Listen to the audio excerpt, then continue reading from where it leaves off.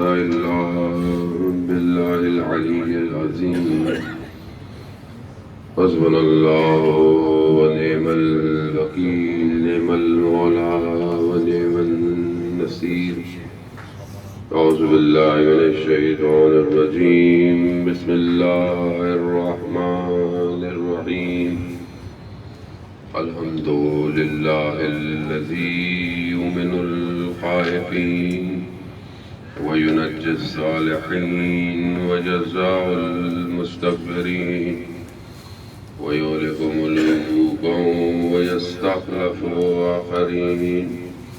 والصلاة والسلام على رسول الثقلين محبوب رب المشرقين والمغربين جد الحسن والحسين نبينا سيدنا بالقاسم محمد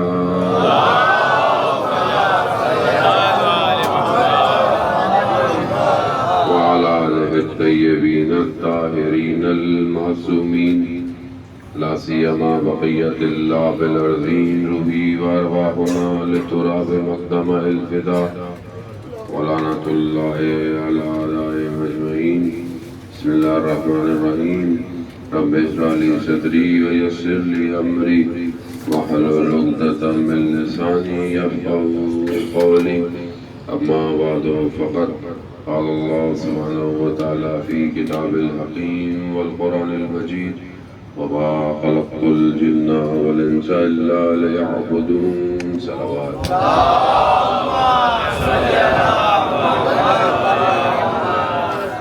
عزیزان سید الشہداء ایام اربعین ہے اور سرزمین کربلا ہے.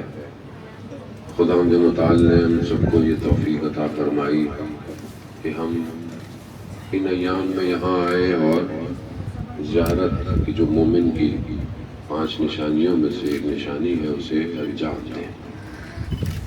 ہم زیارت کرنے آئے اور بہت امید سے اور بہت تڑپتے ہوئے آئے. پورا سال انسان سوچتا رہتا ہے کہ میں اربعین پہ جاؤں گا یا نہیں جاؤں گا، اور امام بلا ہی لیتے ہیں. کسی کا آنے کا پلان اچانک سے ہوا، کسی کو مولا نے جلدی بلا لیا، کوئی پورا سال سے تیاری کر رہا تھا.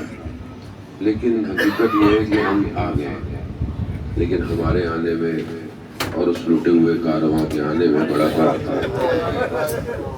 ہم تو بہت ادب و احترام سے آئے.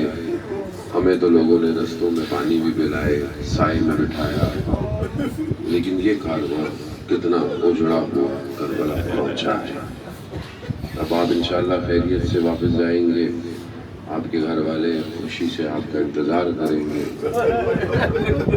مگر یہ لٹا ہوا کارواں نہ جانے کس طریقے سے واپس جائے گا.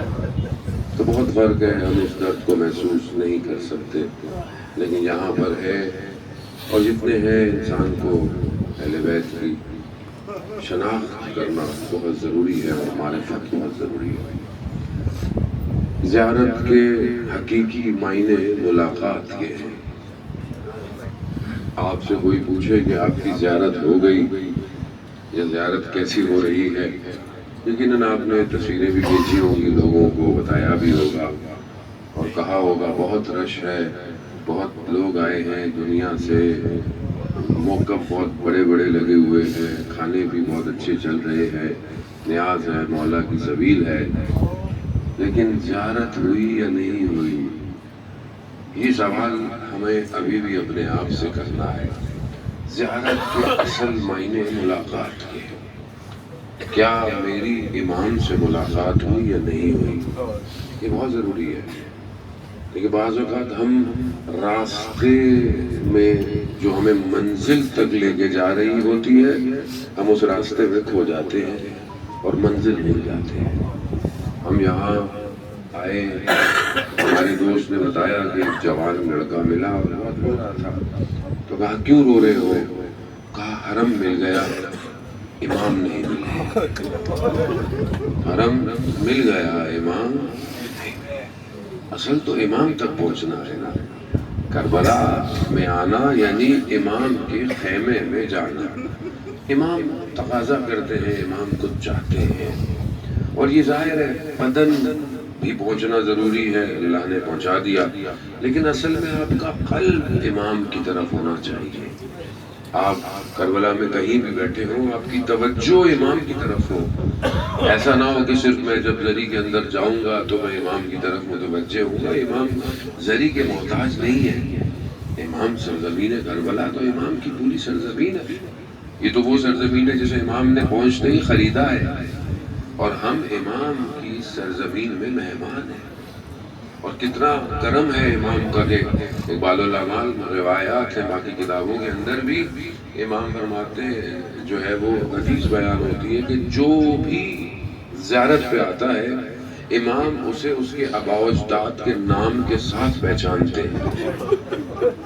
یعنی آپ کو تصور کریں کہ ہمیں ہو سکتا ہے کوئی سڑک پہ نہ پہچانے، ہو سکتا ہے کوئی ہوٹل میں نہ پہچانے، لیکن امام پہچانتے ہیں کہ آپ کون ہیں، آپ کے والد کون تھے، آپ کے جد کون تھے۔ یعنی آپ سوچیں ہماری کیا اوقات ہے، ہماری کیا قیمت ہے، مگر امام ہمیں پہچانتے ہیں۔ اب یہ جو پہچان امام کی طرف سے ہے، ہماری طرف سے امام کی کیا پہچان ہے، ہمارے پاس امام کی معرفت کتنی ہے، یہ ہمیں دیکھنا پڑے گا کہ امام کا ہدف اور مقصد کیا تھا کربلا کا۔ کیا امام کا مقصد صرف یہی تھا کہ ہم آئیں، گریہ کریں اور گھر چلے جائیں؟ قطعاً ایسا نہیں تھا۔ گریہ تو آپ اپنے گھروں میں بھی کر سکتے ہیں اور کرتے بھی ہیں، اور ظاہر ہے ایک آنسو کی قیمت دنیا نہیں لگا سکتی۔ آپ تصور کریں نا کہ جو اللہ نے ہمیں جو نعمت دی ہے، کوئی کہے کہ میں تمہیں پوری دنیا دے رہا ہوں، رو نہیں امام حسین کے لیے، آپ کریں گے ایسا؟ آپ کہیں گے پوری دنیا لے لو، رونا میں نہیں چھوڑ سکتا۔ یہ نعمت ہے، کیونکہ ایک آنسو کا قطرہ جہنم کی آتش کو ٹھنڈا کر سکتا ہے۔ لیکن امام نے یہاں آپ کو صرف گریے کے لیے نہیں، بلکہ امام نے آپ کو تیاری کے لیے بلایا۔ امام بار بار جب کربلا کی دعوت دے رہے ہیں، کیونکہ جو لوگ آئے تھے ہمیں ان سے سیکھنا ہے نا، کون لوگ امام کے پاس آئے تھے اور کس نیت سے امام کے پاس آئے تھے۔ جو آئے امام کے پاس انہوں نے امام سے مانگا کچھ نہیں ہے، جو امام کے پاس آئے تھے وہ امام کو دینے آئے تھے، جبکہ امام نے تو انہیں کہا میں تمہیں جنت بھی دے دوں، بیت بھی ہٹا دیتا ہوں، چلے جاؤ رات کو۔ کوئی دیکھ بھی نہیں رہا، اگر شرمندگی ہوتی ہے کوئی گیا، تاریخ مورخ کوئی نہیں لکھ پایا کہ امام کا کوئی صحابی گیا ہو، کوئی بھی نہیں گیا۔ کیوں؟ کیونکہ انہیں یہ سمجھ میں آ گئی تھی کہ اصل زندگی امام ہے، امام ہے۔ لیکن کیا ہم یہاں جب آئے ہیں ہمارے نزدیک ہماری اصل حیات امام ہے یا نہیں ہے؟ اس کو ہم کیسے ڈیفائن کریں گے، ہمیں کیسے پتا چلے گا؟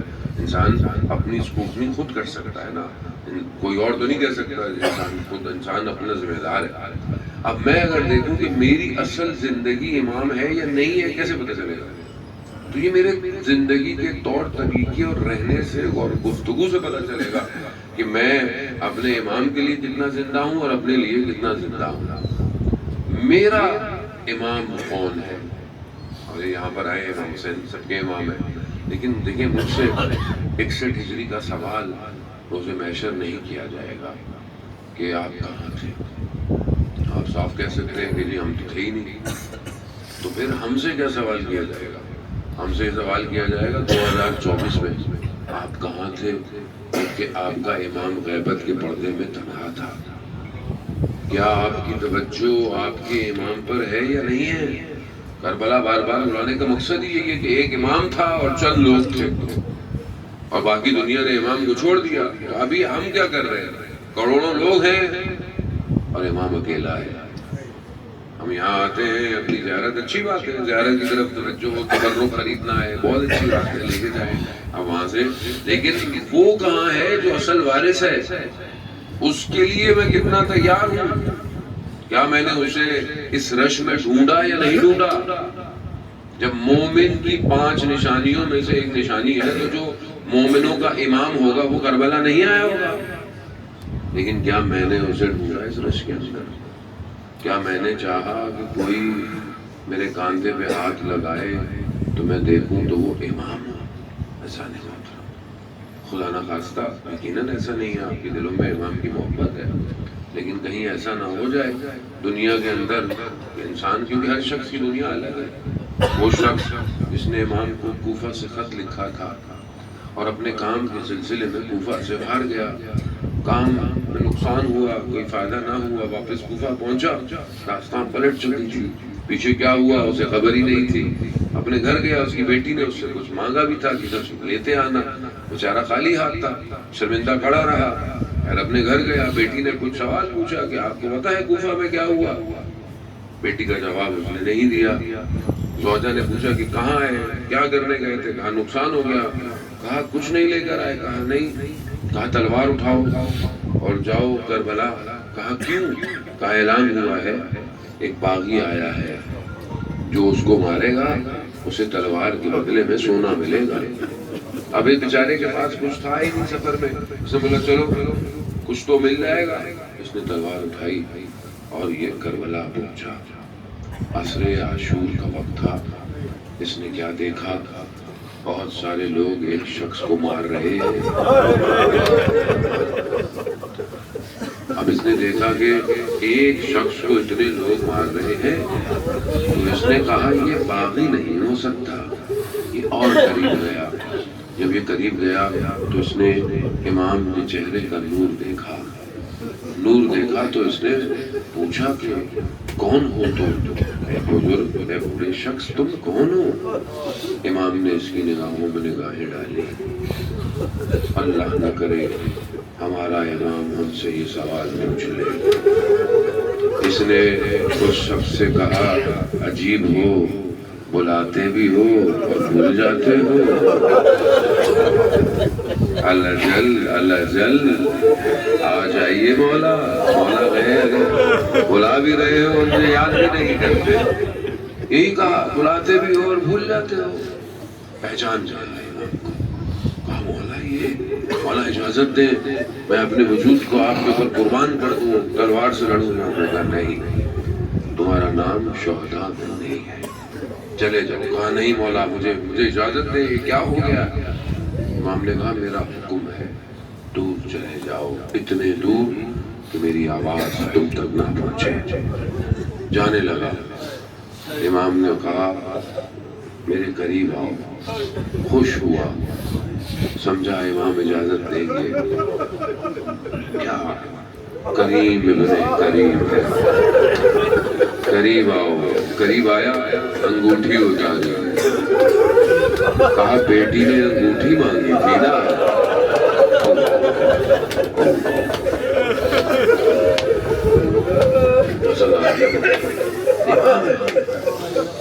امام کی معرفت بہت ضروری ہے، بہت ضروری ہے، اور یہ تب تک ممکن نہیں ہے جب تک آپ اندر سے امام کو پکاریں گے نہیں۔ اندر سے جڑنا بہت ضروری ہے امام سے۔ بھائی ہمیں کیوں بلایا بار بار برا، یا کوئی لوگ بار بار آتے ہیں، کوئی کبھی آئے، پہلی دفعہ آیا ہے۔ اپنے گھروں میں بیٹھ کر کربلا سننا کچھ اور ہے، لکھنؤ میں بیٹھ کر کربلا سننا کچھ اور ہے۔ کربلا سنی نہیں جاتی، کربلا میں محسوس کی جاتی ہے کربلا۔ ظاہر ہے آپ ان جگہوں میں چل رہے ہیں، نہ جانے کس جگہ پر زہرا کا لال بیٹھا ہو، تھکا ہارا، زخمی حالت میں، پیاسا۔ یہ تو محسوس کرنے کی جگہ ہے، یہاں تو سننا نہیں ہے، یہاں تو سب نظر آ رہا ہے۔ اب یہ ہمارے اوپر بڑا زیادہ محترم کہ ہم یہاں سے کیا لے کے جائیں، یہ بہت امپورٹنٹ ہے۔ کیا گئے، امام نے بلا لیا، زیارت بھی انشاءاللہ کی قبولی ہے، کیونکہ آپ کے قلوب میں امام کی محبت ہے۔ لیکن اب ہم جب یہاں سے پلٹے تو ہماری ایک ذمہ داری ہے، وہ کیا ہے؟ جب ہم یہاں سے جائیں تو ہم امام کا صحیح انتظار کریں۔ دیکھیں دو انتظار ہیں، ایک انتظار یہ ہے کہ آپ بیٹھے ہوئے انتظار کر رہے ہیں، آئیں گے تب کچھ کریں گے۔ مثال کے طور پر آپ نے مجھے بلایا، اب آپ بولیں گے مولانا نے کہا تھا 2 سے 3 کے درمیان یا 2 سے 2.5 کے درمیان آئیں گے، چلو بیٹھے ہوئے کیا کرنا ہے؟ نہیں، جب آئیں گے تب دیکھیں گے، جب مجلس شروع ہوگی، جب سارے کام ہوں گے، صلوات پڑھیں گے محمد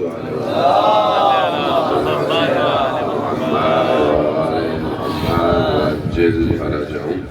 عزیزانہ دوستو، اب یہ ایک انتظار ہے کہ آپ بیٹھے رہیں، آپ بولے نہ ضرورت نہیں ہے جو ہے وہ لائٹیں آن کرنے کی اور مائک آن کرنے کی، جب آئیں گے تب دیکھیں گے۔ ایک یہ انتظار ہے کہ نہیں، پہلے سے پرچہ دار بچھاؤ، مرثیہ شروع کر دو، حدیث کتاب شروع کر دو، آگے جیسے ہی آئیں ہم ان کو سن لیں۔ یہ ایکٹیو انتظار ہے، ایک پیسو انتظار ہے، ایک ایکٹیو انتظار ہے۔ ایکٹیو انتظار والا یہ نہیں سوچتا کہ آئیں گے تو کچھ کروں گا، بلکہ ایکٹیو انتظار والا یہ ہے کہ میں کچھ کروں گا تو وہ آئیں گے۔ دونوں میں فرق ہے۔ اب بعض اوقات معاشرہ ہمارا ایسی انتظار میں ہے کہ جی کچھ ہوگا تو ہم کچھ کریں گے، امام آئیں گے۔ ایسا نہیں ہے جانے محترم، بلکہ ہمیں دو طریقے ہیں۔ ایک تو یہ ہے کہ آپ امام کو بلائیں، اور یہ ہمارے ذہن میں دیکھیں کانسیپٹ پرانے ہیں، یہ بری بات نہیں ہے۔ ظاہر ہے جیسا دور تھا اس حساب سے تربیت بھی ہوئی اور بہت اچھی تربیت ہوئی ہے معاشرے کی، لیکن ظاہر ہے دور تبدیل ہو گیا ہے۔ ہم ایک نئے ایرا میں ہیں کہ جو آرٹیفیشل انٹیلیجنس کا دور ہے، جو سائبر سیکیورٹی کا دور ہے، جو سیٹلائٹ کا دور ہے۔ ابھی آپ کے سامنے جو جنگ ہو رہی ہے یہ ہائبرڈ وار ہے۔ یہ جنگ پہلے والی نہیں ہے کہ آپ شہر میں گھس جاؤ، بم بلاسٹ کر دو اور شہر کو تباہ کر دو۔ ابھی تو شہر میں کوئی گھسنے کا موقع ہی نہیں ہے آپ کے پاس، آپ گھس ہی نہیں سکتے۔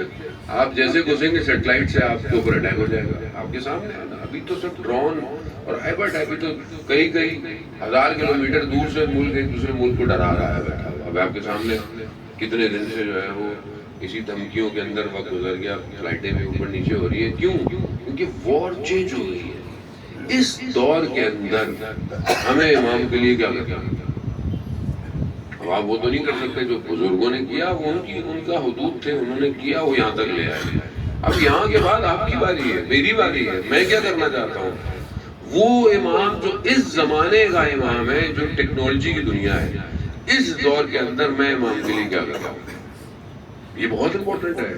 ہم سے گھوڑا اور تلوار کا تقاضا نہیں کیا جائے گا، ہم سے یہ جو آج دور ہے ہمیں اس سے زیادہ اعلیٰ کیا جائے گا۔ اس دور کے اندر آپ نے امام کے لیے کیا کیا؟ اور یہ نہیں کہ آپ امام کو بلائیں، آپ اور میں خود امام کے پاس کیوں نہیں چلے جاتے؟ ہم تو یہ کہتے ہیں امام آئیں گے، امام آئیں گے، یعنی پھر امام ہی کو تکلیف دے رہی ہے ہم کیا؟ کیونکہ جو ہمارے ذہن کے اندر بیٹھا ہوا ہے کہ امام آئیں گے، بھائی ہم کیوں نہیں امام کے پاس چلے جاتے؟ یا ہم کیوں نہیں اس قابل ہو جاتے کہ امام ہمارا انتخاب کر لے؟ جیسے امام نے انتخاب کیا ہوا ہے آج کے دور کے اندر لوگوں کا۔ آسان تو نہیں ہے، ایسے جو لوگ دنیا آج کام کر رہے ہیں اسلام کی بقا کے لیے، فلسطین کا محاذ آپ کے سامنے کھلا ہوا ہے، کون لڑ رہا ہے فتح مقدم کے اوپر کھڑا ہوا ہے؟ کسی نے امام کا نے ان کا انتخاب کیا ہوا ہے، تو دنیا آج ان کے وجود سے ڈرتی ہے، خوف کھاتی ہے۔ تو یہاں میرا کیا کردار ہے اپنے معاشرے کے حساب سے؟ ظاہر ہے ہم سے تقاضا شاید نہیں ہو کہ ہم فلسطین میں جا کر جو ہے وہ کھڑے ہوں۔ ہمارا تقاضا ہمارا معاشرہ ہے، معاشرہ سازی ہے، امت سازی ہے، امت کو بنانا۔ اور سب سے امپورٹنٹ چیز ہے کہ ہم اپنے اندر یکجہتی پیدا کریں، چاہے وہ اہل سنت ہو، چاہے وہ تشیع ہو، چاہے دوسرے فرقے ہوں۔ انسانیت ایک مشترک فارمولہ ہے جو امام حسین نے دیا ہے۔ امام حسین اقتدار کے لیے کربلا نہیں آئے، امام حسین اقتدار کے لیے، ویلیوز کے لیے کربلا آئے۔ اور یہ ہیومن ویلیوز جو ہیں وہ کامن ہیں اراؤنڈ دا ورلڈ۔ تو آپ اس پر آپ دیکھیں نا، آپ امام حسین کے کون ہے زائد؟ ہندو بھی ہے، کرسچن بھی ہے، جس کا کوئی آئیڈیولوجیکل فلسفیکل نہیں ہے وہ بھی امام حسین کی طرف کھینچا چلا آ رہا ہے۔ تو اس کا مطلب ہے کہ ہمارے پاس ایک ایسا فارمولہ ہے کہ ہم دنیا کو یکجہتی کے ساتھ انسانیت کی بقا کے لیے چلا سکتے ہیں۔ ہمیں اپنے آپ کو گلوبلائزیشن کے اندر امام کے پیغام کو لے کے آنا پڑے گا، معاشرے کو ظلم کے مقابلے میں لانا پڑے گا، مظلوم کی حمایت کرنی پڑے گی اور اپنی کردار سازی کرنی پڑے گی۔ دیکھیں جب تک آپ باہر بینر لگا لیں، بلڈنگ بڑی اچھی بنا لیں، سب کر لیں، لیکن اگر افراد نہ ہوں تو وہ عمارت کسی کام کی نہیں ہے۔ اصل وجود ہمارا اپنا ہے۔ یہاں پر جو امام تقاضا کرتے ہیں حدیث و روایات کی روشنی میں جانے محترم حدود ہے، ورنہ میں آپ کی خدمت میں حدیث جو ہے وہ مکمل بیان کرتا۔ امام رضا علیہ السلام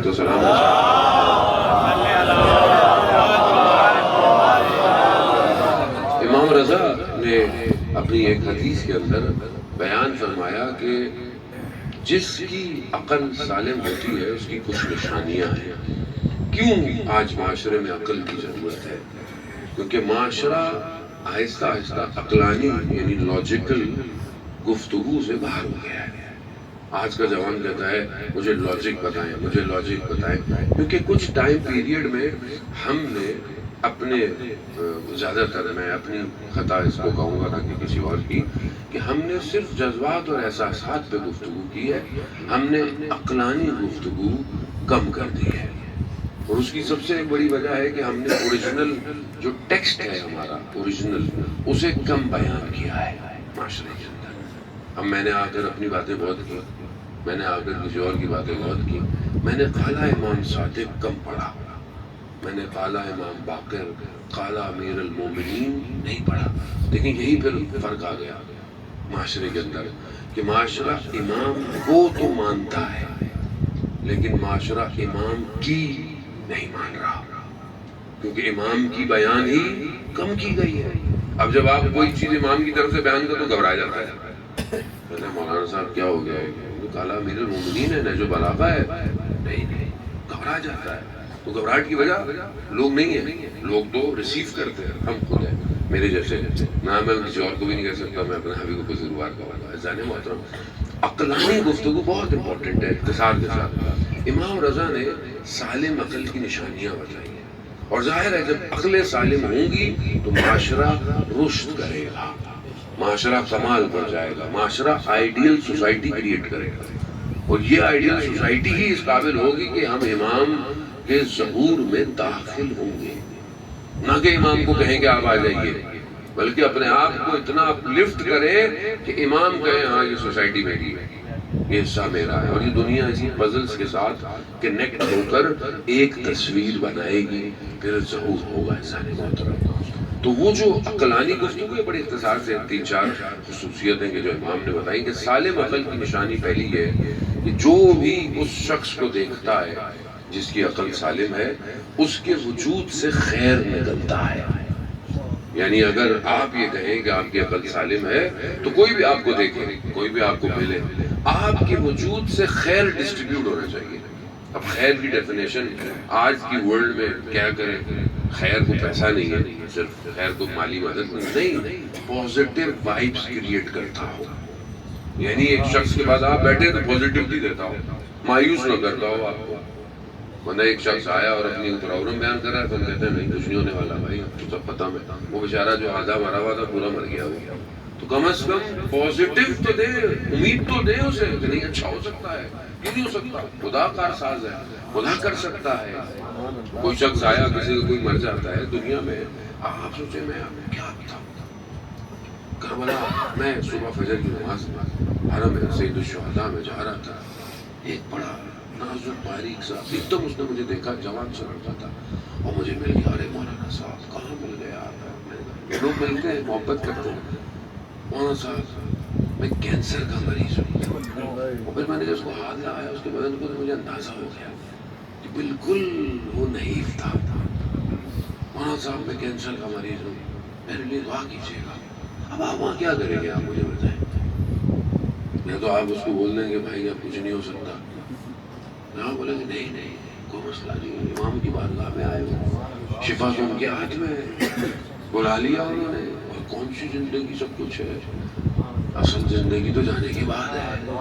تو یہ پازیٹیو معاشرہ آج پازیٹیو چاہتا ہے، ذہن محترم، خاص طور پہ ہماری مائیں بہنیں، ان کے یہاں سے پازیٹیو کم آتا ہے، مطلب پازیٹیو بہت امپورٹنٹ ہے۔ آپ جب بات کریں پازیٹیوٹی دیں، بچوں کو پازیٹیو، بچہ چھوٹا سا کام کرے اس کو موٹیویٹ کرے، آج چھوٹا سا کام کرے کل بہت بڑا کام کرے گا، تو ہم خود کاٹ دیتے ہیں اس کی صلاحیتوں کو کہ کچھ نہیں ہو سکتا، پہلی چیز۔ دوسری چیز کہ جب جس کی عقل سالم ہے، جب اسے کوئی دیکھتا ہے یا ملتا ہے تو اس کی برائی سے، اس کی بدی سے محفوظ رہتا ہے۔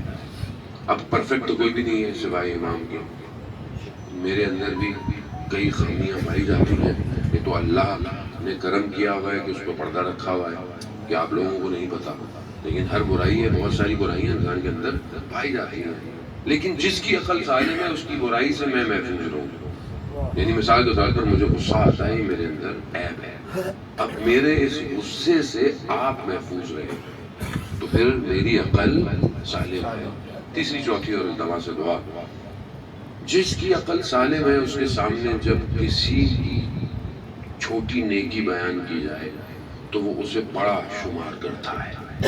یعنی آپ کے سامنے کسی کی تھوڑی سی نیکی کہ اس نے فلانا کام کیا، مثلا یہاں کوئی آیا صبح دوپہر کو، اس نے یہ چادروں کو جو ہے وہ صحیح کیا اور لائٹ کھول دی، اے سی کھول دیا، تو آپ بولیں یہ تو کوئی کام تھوڑی تھا، یہ تو کوئی بھی کر سکتا تھا.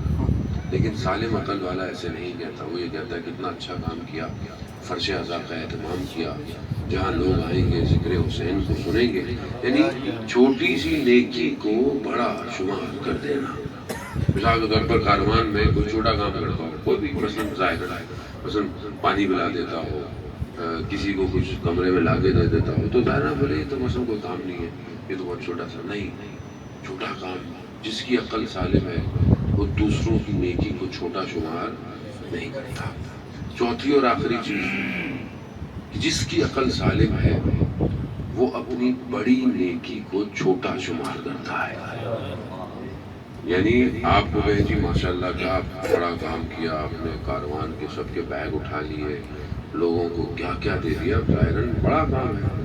لیکن اگر اس شخص سے پوچھیں تو وہ بولے گا میں نے تو کچھ بھی نہیں کیا. حقیقتاً بڑا آدمی وہی ہے جو اپنے آپ کو بڑا شمار نہیں کرتا، جو انکساری اور عاجزی سے رہتا ہے. علماء کی ظاہر آپ نجف بھی ہو کے آئے یا جائیں گے. بہرحال اب دیکھیں شیخ عباس قمی کتنے بڑے عالم دین کہ ان کی کتاب آج ہم سب کے گھروں کے اندر ہے. اردو، فارسی، عربی، ہندی، انگلش، اور جتنی نئی اپلیکیشنز ہیں دعاؤں کی، سب مفاتیح الجناح کا ایکسٹریکشن ہے. سب duas.org، شیعہ ٹول کٹ، سب اسی سے. ڈیوائن پلس، کیا خلوص تھا، کیا اخلاص تھا کہ ایک کتاب کمپائل کی اور پوری دنیا میں چل رہی ہے. کیسے؟ ان کے والد صاحب مسجد میں جاتے تھے نماز پڑھنے، وہاں پر ایک عالم دین مجلس پڑھتے تھے یا لیکچر دیتے تھے، تھوڑی گفتگو کرتے تھے. وہ واپس آئے ایک دن اور اپنے بیٹے سے کہا بیٹا جس طرح وہ عالم دین حدیث پڑھتے ہیں، کاش بیٹا آپ بھی ویسے ہی پڑھتے. اب وہ عالم دین جس کتاب کو کھول کر پڑھتے تھے وہ شیخ عباس قمی کی کتاب تھی.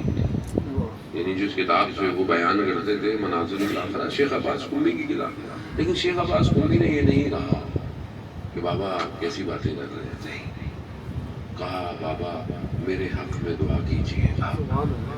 یعنی اپنی بڑی نیکی کو چھوٹا شمار کرنا، یہ سوسائٹی کی فارمیشنز ہیں، یہ ستون ہے جس پر معاشرہ کھڑا ہوتا ہے.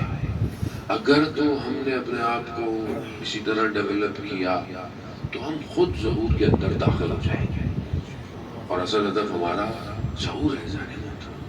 تو یہاں جو بار بار آ رہے ہیں امام یہی تقاضا کر رہے ہیں. میں اس سے زیادہ آپ کو مزاحم نہیں ہوں گا. بس عزیزان محترم، لطف و کرم انہی کا ہے. ہمارے اندر نہ اتنی صلاحیت ہے نہ اتنی طاقت ہے کہ ہم آتے اور امام کی خدمت میں حاضر آتے. میں اپنے آپ کو دیکھتا ہوں بہت خطاکار پاتا ہوں. پورا سال میں نے کوئی محنت نہیں کی ہے کہ جس کے نتیجے میں میں کہوں کہ جی مجھے زیارت ملی. نہیں، یہ ان کا کرم ہے، اور یہ کرم بے انتہا ہے، اور یہ کرم جاری اور ساری ہے. جو بھی امام کی زیارت کرنے آتا ہے، روایات ہے وہ بالکل ایسے ہیں جیسے اپنے ماں کے پیٹ سے متولد ہوا ہے. بس یہی اذان محترم، ہم اسی کو لے کر جو ہے وہ یہاں سے جائیں. آئے امام کو پرسا دیں. جناب ابو الفضل عباس کی بارگاہ کے قریب بیٹھے ہیں. ایک ذرا سا پرسا ہے اور آپ سے التماس سے دعا ہے، یقیناً ایسا پرسا دیں جس پہ دونوں ہمارے پیریے کو قبول کر لیں. بابا کو بیٹی سے بہت محبت تھی، چچا کو بھتیجی سے بہت محبت تھی، اور یہی محبت تھی کہ چچا پانی لینے چلے گئے اور پھر چچا واپس نہیں آئے، اور علقمہ کے قریب حضرت عباس کا بدن وہیں رہ گیا۔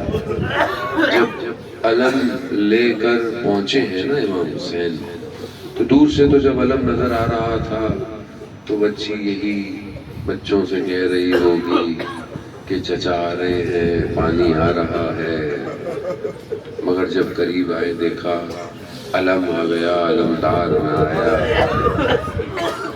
بس عزیزان محترم، روز عاشور آئی، سب لٹ گیا امام کا، خیموں سے ودا کیا، سواری چلنا شروع ہوئی، دیکھا کہ رک گئی، چل نہیں پا رہی، ایک بچی ہے جو سواری سے لپٹی کھڑی ہے۔ امام نیچے اترے، دیکھا بیٹی ہے، بیٹی نے بڑی حسرت سے کہا بابا ہمیں مدینہ واپس چھوڑاؤ، صبح سے دیکھ رہی ہے جو گیا ہے وہ واپس نہیں آیا، بابا بھی جا رہے ہیں واپس نہیں آئیں گے، بابا مدینہ چھوڑاؤ۔ امام نے کہا بیٹا دیر ہو گئی ہے، بس یہ سننا تھا، اور نہ جانے امام نے اور بچی سے کیا کہا، بچی خاموش ہو گئی۔ امام چلے گئے، عصر عاشور آ گئی، امام زین سے زمین پر آئے۔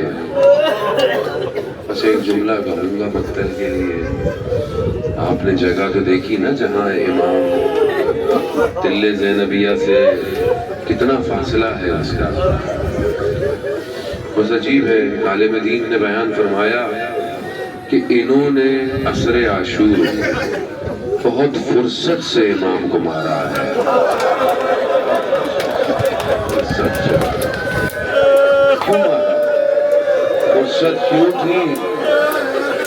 کیونکہ کوئی روکنے والا نہیں تھا، جس کے پاس جو تھا اس سے مارا ہے۔ یہ بچی خیموں پر کھڑی دیکھ رہی تھی، وہ جو اس کی کیفیت ہے وہ تو ہم بیان نہیں کر سکتے، نہیں بیان کر سکتے، وہ گزر گیا۔ خدا اجر دے، خدا آپ کی گریے کو قبول فرمائے، کوئی غم نہ دے سوائے ہم حسین کے۔ آپ بھی بیٹیوں والے ہو گئے، چھوٹی بیٹی باپ سے بہت محبت کرتی ہے،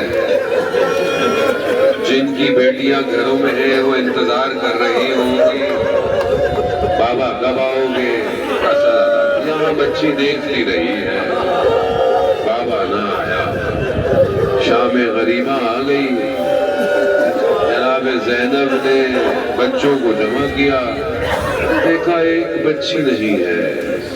مقتل میں جب بیوی گئی، رات کی تاریکی ہے، اندھیرا ہے، اور آپ جانتے ہیں بدن کی حالت کیا تھی، سر بریدہ بدن تھے جو رات کی تاریکی میں بکھرے پڑے تھے۔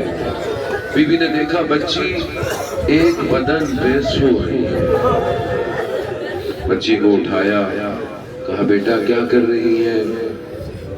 کہا بی جان آپ تو جانتی ہیں ہمیں بابا کے سینے پہ سونے کی عادت ہے۔ آپ کو کیسے پتا یہ آپ کے بابا کا سینہ ہے؟ میں تو بابا بابا کر رہی تھی، دو ہاتھ بلند ہوئے الیا الیا۔ بس آپ کے ذہن میں رکھیے گا، خدا تصور کہ جو بچی رات کو سینے پہ سوئی ہو، وہ 11 محرم کو باپ کے بدن کو پہچان نہ سکے۔ جب بی بی زینب نے گرایا نا اور گریا کیا، ابھی بچی جا کر دیکھتی ہے، کیا دیکھتی ہے؟ ایک بدن ایسا ہے، خون میں بلدیدہ ہے، اعضاء ٹکڑے ٹکڑے ہیں، گھوڑوں کی سنگوں نے پامال کر دیا ہے، بدن کی عجیب حالت ہے۔ امام سجاد برداشت نہیں کر پائے اپنے بابا کو. بچی نے آ کر پوچھا پھوپھی جان کس کا بدن ہے؟ کس کا بدن ہے؟ بس اگر مظلومیت گزر گیا. شام کوفہ سے ہوتی ہوئی شام اور شام کا دربار آ گیا. اس لیے بہرحال میں نے مصیبت یہ پڑی کہ آپ سب اور ہم آ گئے، وہ بچی نہیں آئی کربلا. اس لیے اس بچی کا سلام ضرور دیجیے گا. بس ادارہ نے محترم شام کا دربار آیا، بچی زندان میں گئی، بچی سے برداشت نہ ہوا، جو خاموش تھی بولنا شروع ہو گئی، بابا بابا بابا بابا. اب ظاہر ہے آپ بھی باپ ہیں، میں بھی باپ ہوں. میں بھی جب بہت دنوں بعد گھر جاتا ہوں تو چھوٹی بیٹی مجھے اپنے حال احوال بتاتی ہے کہ بس آپ کے جانے کے بعد بھائی نے یہ کیا، بہن نے یہ کیا، امی نے یہ کیا، سناتی ہے. بس سلام ہو اس غریب بچی پر کہ جس کو بابا ملا، اور بابا بھی کیسے ملا. کشت آیا، کپڑا ہٹا، خاک میں اٹی زلفیں، چہرے پر زخموں کے نشان تھے، لبوں پر تازہ چڑی کے نشان تھے. بچی نے اتنے دنوں بعد دیکھا، بچی شروع ہو گئی، بابا آپ کے جانے کے بعد خیمے جل گئے. بابا بابا پانی مانگو تماچے پڑتے تھے. بابا بابا اگر یہ مجھ سے گوشوارے مانگتے تو خود دے دیتی. بابا یہ کہتے کہتے بچی خاموش ہو گئی. انا للہ و انا الیہ راجعون. بس جب چہلم میں یہ لٹا ہوا کارواں کربلا پہنچا، بی بی زینب نے اپنے آپ کو اپنے بھائی کے برکت پہ گرا دیا. بس ایک جملہ کہا. عزاداران محترم کیا فرماتی ہے؟ فرماتی ہے بھیا سب لے آئی ایک نشانی، شام